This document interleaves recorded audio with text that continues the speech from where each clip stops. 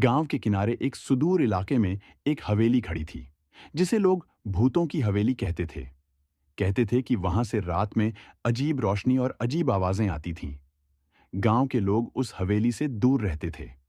कई साल पहले वहां एक अमीर परिवार रहता था, लेकिन एक रात कुछ ऐसा हुआ कि पूरा परिवार गायब हो गया। तब से हवेली वीरान पड़ी थी। इस हवेली के बारे में तमाम कहानियां मशहूर थीं, लेकिन किसी ने भी इसका सच नहीं जाना था।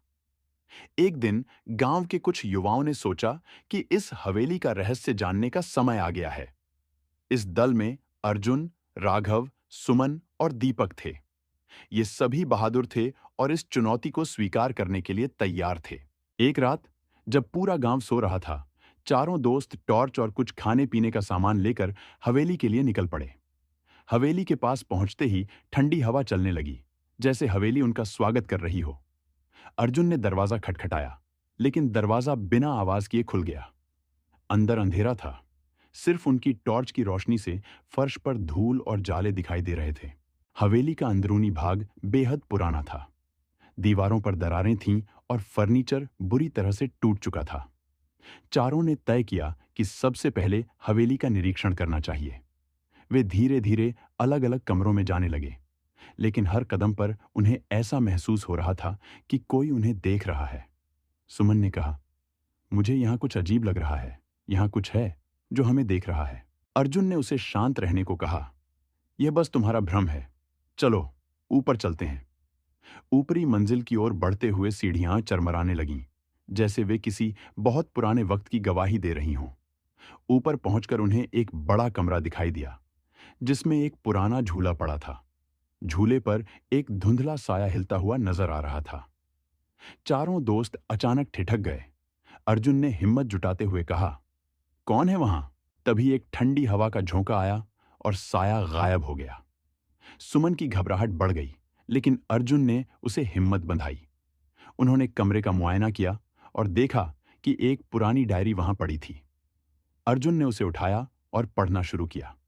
यह हवेली के असली मालिक की बेटी राधिका की डायरी थी। डायरी में लिखा था कि कई साल पहले हवेली के मालिक राधिका और उसका परिवार यहां खुशी खुशी रहता था। लेकिन एक रात कुछ रहस्यमय हुआ। राधिका ने अपने माता पिता को चीखते हुए सुना, लेकिन जब वह उनके कमरे में पहुंची तो वे दोनों गायब थे। हवेली में भूतों का साया मंडराने लगा और तब से राधिका की आत्मा वहां फंसी हुई थी। तभी अर्जुन ने देखा कि हवेली के दरवाजे के पास कुछ लिखा हुआ है। उसने पास जाकर देखा तो वहां लिखा था, जिसे न्याय मिले वही इस हवेली से जा सकेगा। अर्जुन ने सोचा कि यह वही आत्मा है जो न्याय चाहती है। उसने डायरी के पन्ने पलटकर पढ़ना जारी रखा।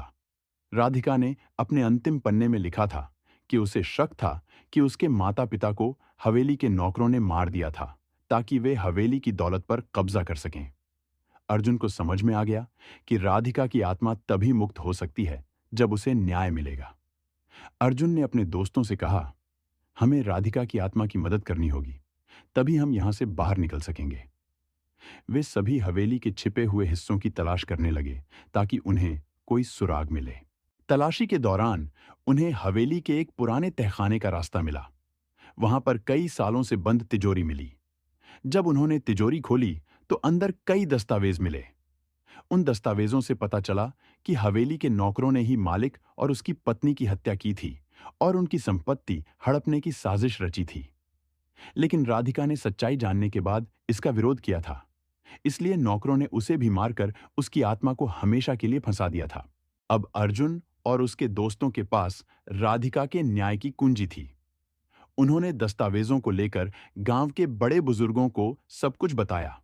गांव वालों ने मिलकर उस नौकर के वंशजों को अदालत के सामने पेश किया और उन्हें सजा दिलवाई।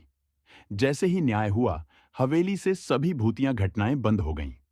राधिका की आत्मा को मुक्ति मिली और हवेली फिर से शांतिपूर्ण स्थान बन गई। अर्जुन और उसके दोस्तों ने हवेली का रहस्य सुलझा लिया था और राधिका की आत्मा को शांति दिलाई। यह पूरी कहानी डरावनी, रोमांचक और अंत में सकारात्मकता से भरी हुई है। उम्मीद है आपको यह कहानी पसंद आई होगी। अच्छी लगे तो हमारे चैनल को लाइक और सब्सक्राइब, बेल आइकन को जरूर दबाएं। धन्यवाद।